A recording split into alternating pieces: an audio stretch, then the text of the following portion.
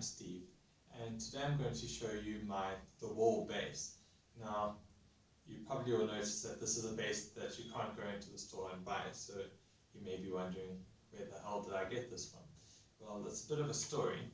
Back in 2003, I needed a bass for some recordings that I was doing. I'm predominantly a guitarist, and I was a student, so I couldn't really afford anything fancy. So I went and found a really cheap second-hand Academy bass, and I'll show you the image of that.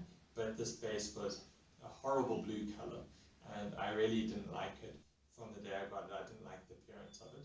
It didn't sound too bad, but I didn't like the appearance of it. So the first thing that I really hated about it was that even the back of the neck was blue. And so the first thing that I did was I thought, at least if I can get just the neck to look a bit better, it's going to look better. So what I did was I unbolted the neck from the body, and I asked some advice from someone. They said I must use a Stanley blade to strip off all the finish. Don't use a Stanley blade, it is horrific, it doesn't work. I tried that for quite a bit of time unsuccessfully, and then eventually I got myself a little mouse sander, which is an awesome little tool, and I stripped all the finish off the neck, including the front over here, and then I got an art friend of mine to paint an SBN, which is my initials, logo on it, and that's how the bass looked for a while.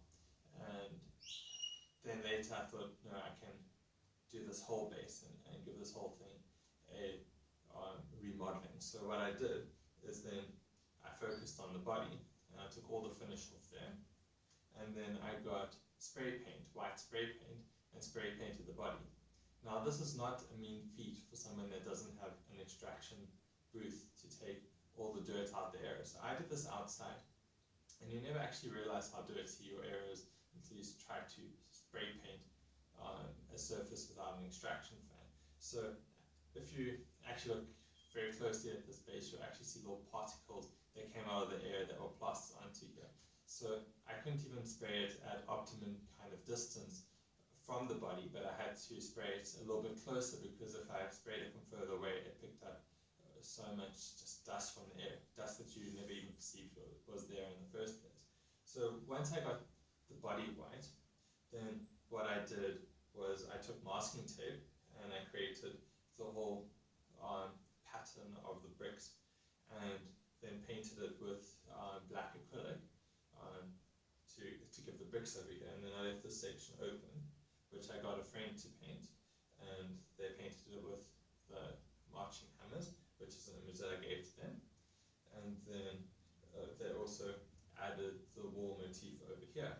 But then now we landed up with a bass that had a body that said the wall, and looked quite different up here. So we decided to also repaint the headstock, and we painted in white, and we used the wall kind of motif to put the initials SBN back.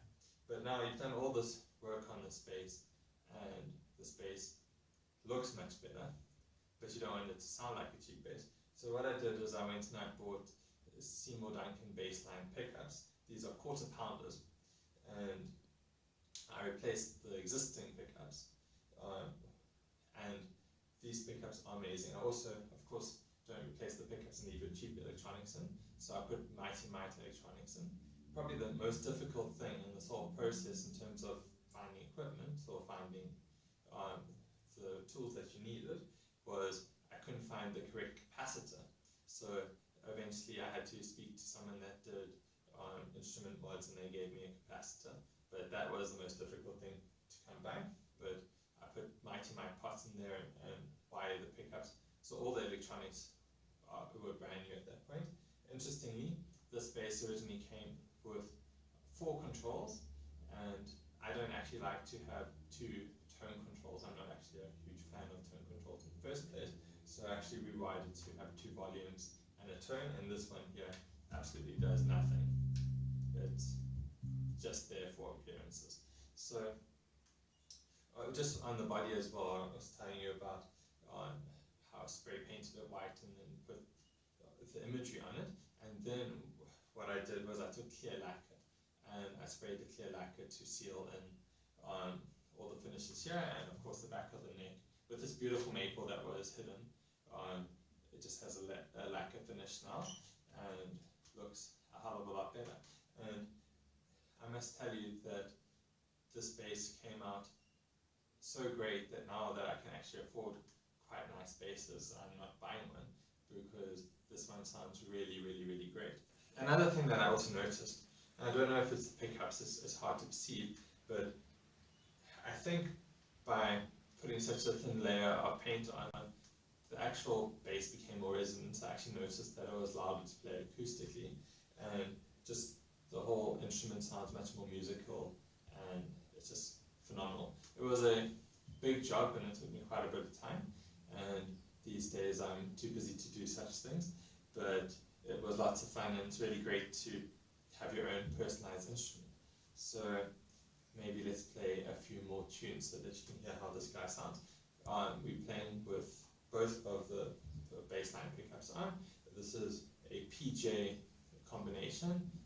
It's like a precision bass and jazz bass together.